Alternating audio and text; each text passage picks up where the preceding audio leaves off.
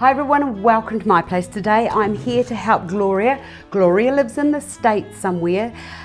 She's going to do her son's table flowers. She said that she wanted to use lanterns, but she didn't want the flowers in the inside. She wanted the flowers around the outside, and she didn't know how to put it all together. Now I've put a request back to Gloria to please tell me what state, what flowers will currently be available when your son's wedding is, and I will come up with something for you. But for today's exercise I thought, right, well just let's look at it as a concept using meadow flowers or wildflowers or flowers found on the side of the road. And I'm thinking about daisies and just whatever you can, spraxias and exias and things like that. Now when it comes to designing them, Gloria said that she didn't want the lantern to get rusted. Well, Gloria, let me just tell you that this lantern has been outside in my trees. I've got a whole heap of them in my pear tree, and I put candles in them, and when we have parties outside I like to light them and they look also very good. But anyway, you don't want to put the flowers on the inside, you want the flowers on the outside, and this is concept number one of what you could do. Right, to give a little bit of elevation onto the table, what I've done here is I've got a cake plate, and I thought that that'd be really nice because that's going to lift it up.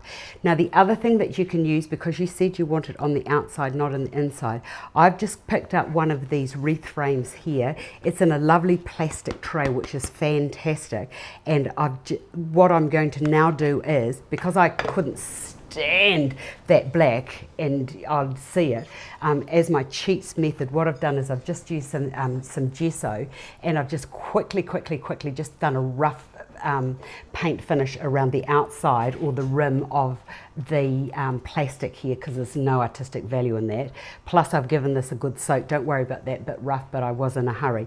Now you could use either fresh fern, you could use leaves, you could use asparagus fern, you could use any number of different foliages around the outside. I know I'm going to see that white there, but I don't really care about that because it's not really as in your face as what the black would be. So I've just quickly just run those around the outside. Now the next thing I'm going to do is get a length of this ivy. You could use fresh or you could use artificial.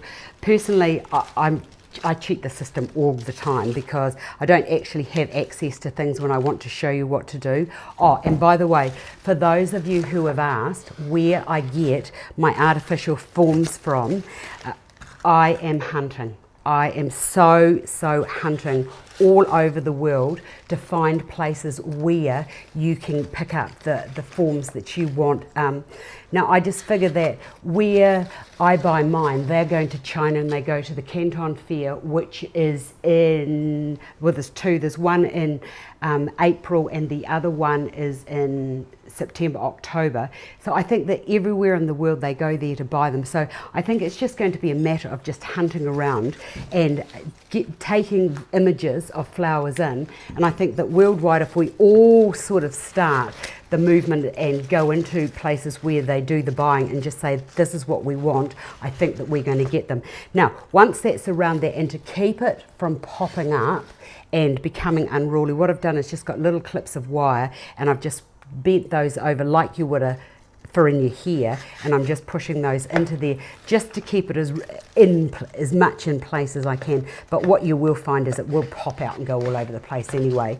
And I think that when it comes to ivy and material that will twist and meander and wind all over the place, don't play God, because you'll just get yourself into a terrible dither trying to keep them in place. I should have picked these up but I didn't, but anyway I have now. Right, so once you've got that base around there, I would then put the candle, and I'm going to use a big candle because I want that to be actually part of the feature. Why is that not sitting down? Probably because that is all got out of whack because it's been sitting outside. And then I want to put that into there like that. Ah, perfect, I'm loving that. So I got an email not so long ago from a girl on the other side of the world, and she said to me that she really loves that I use lots of foliage. And I think that when I was doing my training, I was told that there's a lot of money in foliage. And there is actually, because if you get a really lovely base of foliage, you don't need to use so many flowers.